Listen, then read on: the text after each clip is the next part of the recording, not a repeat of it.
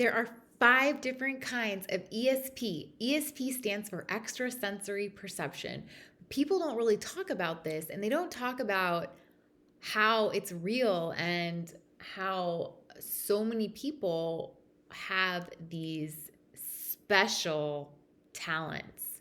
So, in this video, what's up, YouTube? My name is Kellyanne Rose, and I'm new to YouTube. And in this video, we are going to talk about the 5 different types of ESP or extrasensory perception. But first of all, I'm going to talk to you about what it is before we get into it. So, in another in one way or another, it's likely that you've heard of the term sixth sense, whether that's through like Spooky's 90 thriller with Bruce Willis, the psychic at your local county fair, or your new agey aunt. But this topic is highly debated in the scientific community. It is often referred to as ESP or extrasensory perception, which extrasensory literally means outside the senses. So the 5 senses of sight, touch, hearing, smell, and taste, it's outside of that. So ESP are like extrasensory perception, okay? So it's the ability to receive and process information independent of our 5 senses, hence why this phenomenon is often coined as the sixth sense. So also intuition, also other things, and we'll get into the 5 different types in this video. So some sciences say that this information is received through the mind alone, yet other sciences argue that it's perhaps not the mind that transmits this extrasensory perception, but perhaps the gut, the heart, or something even more mysterious. So whatever the extrasensory perception is, it seems to not be bound to the limits of time and space, and it seems to take on several different shapes and forms, from manipulating physical objects to knowing the thoughts of others to seeing into the future. Of course, many say that we are just living in this time-space reality as human beings, but that time and space, in fact, do not even exist. So in this video, we are talking about an article that I'm actually reading from the Mindvalley blog. And we're going to dive deeper into actually it's 6 different types of ESP.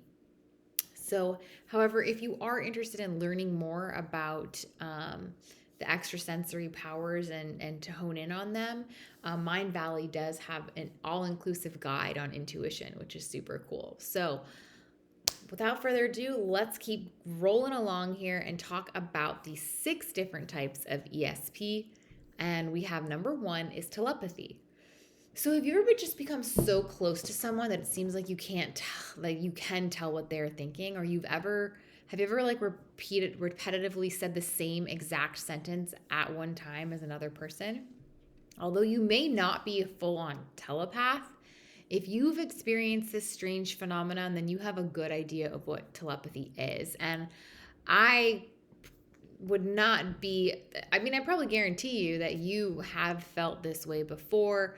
And I just wouldn't be surprised if you know, if you have. I mean, so many of us, whether it's with a close family member or a loved one, we just kind of can read each other's thoughts sometimes without even having to speak words. So the telepathy is the ability to know another person's thoughts. And obviously it's easier with people that you know, but this is one then form of ESP and the first form of it.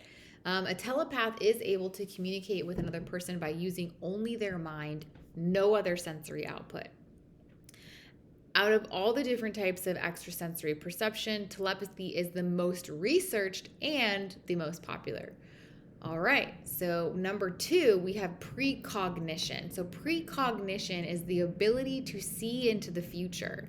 So it's predicting the future. So generally, people who possess the gift of precognition can perceive information about events, people, locations, and scenarios before they actually occur. So precognition comes from 2 Latin words, pre, meaning prior to, and cognito, meaning getting to know. So very interesting there. So precognition is ability to read and see into the future.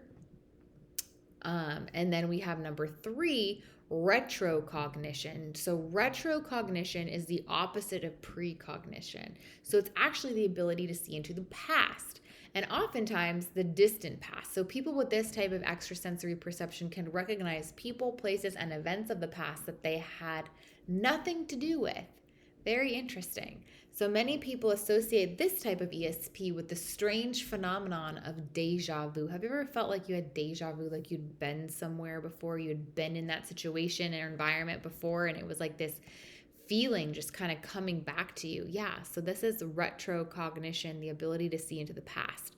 So retrocognitive people can often describe in strikingly accurate detail what specific events in the past were like.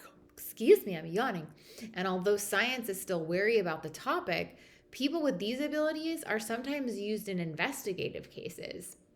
Like the word precognition, retrocognition comes from two Latin words: retro, meaning backward, retrogress, and cognito, meaning getting to know, which totally makes sense. Retro, cognito, makes sense. All right, number 4, psychokinesis or telekinesis. Okay, so undoubtedly you're familiar with this type of ESP from some of your favorite superhero movies. So a psychokinesis, it's the ability of one's mind to have a direct effect on another object without the use of any physical energy. So it's like looking at the spoon and being able to bend the spoon with your mind. So coined by Henry Holt, the word psychokinesis comes from two Greek words, psych meaning mind and kinesis meaning movement or motion. So the word telekinesis translates similarly to mean distant movement. And many people use these two words interchangeably. Sorry, I just moved my desk. It made this noise.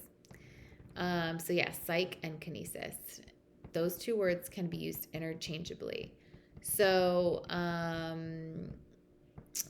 like we often like to, we use the example of the superhero when explaining psychokinesis, because it's like the superheroes tightening up their face and they're moving their arms around dramatically to violently gravitate objects toward their villain. You're spot on, okay? That's a great image and way to remember what psychokinesis is.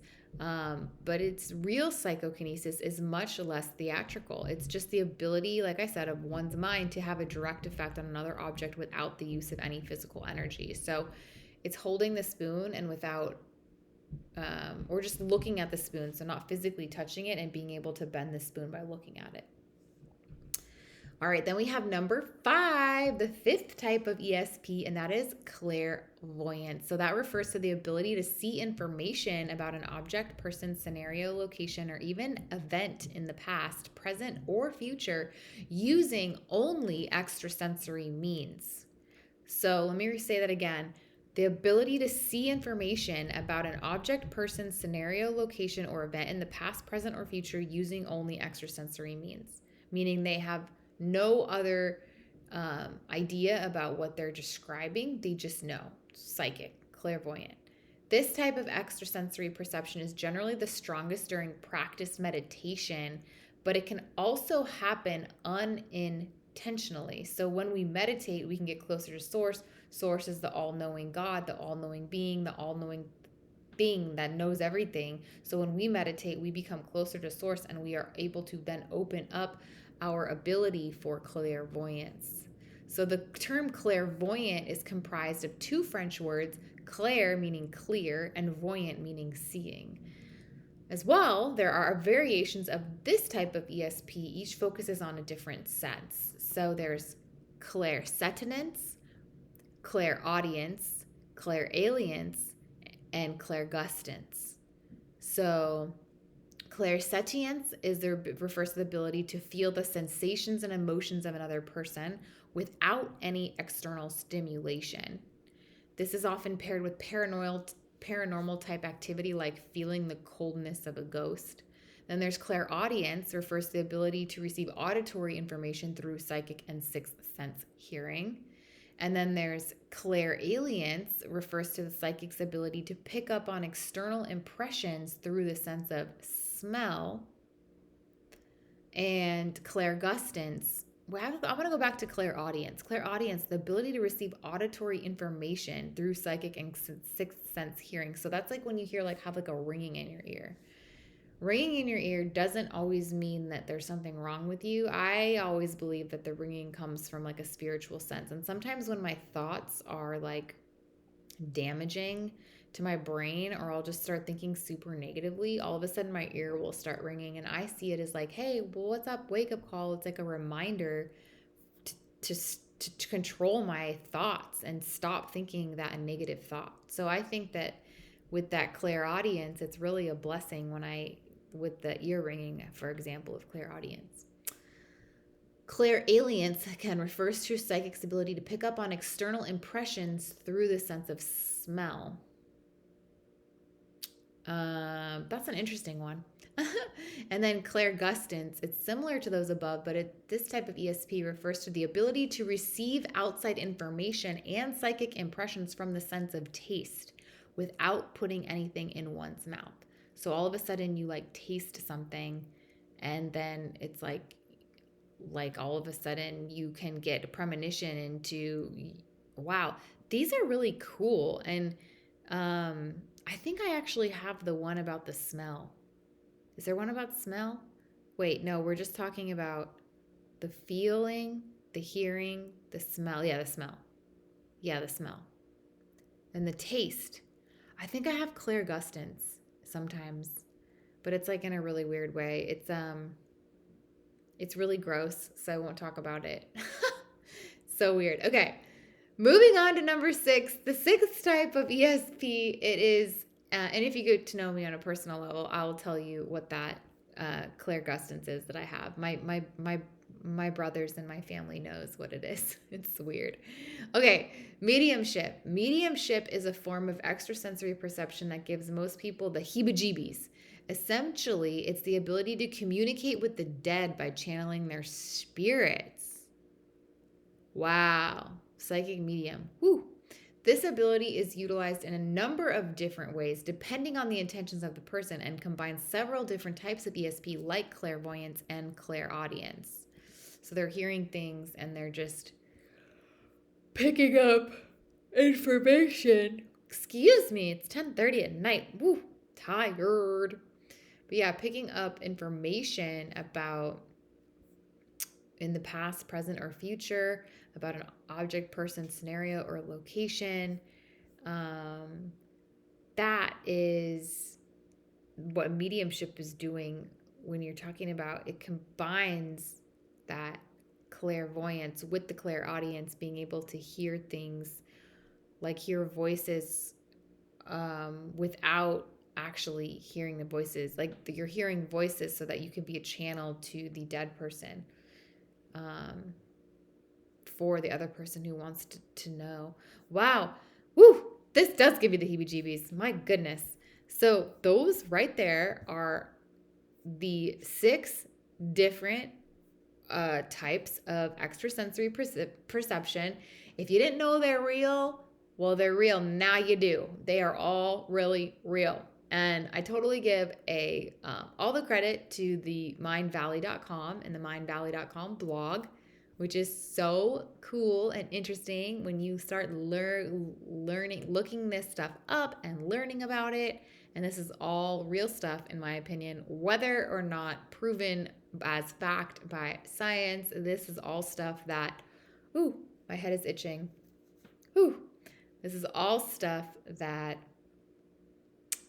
I mean, it's out there. So only time will tell, and we'll probably have more experiences and more people who are having experiences that can step up to the plate and say, yes, I have experienced that.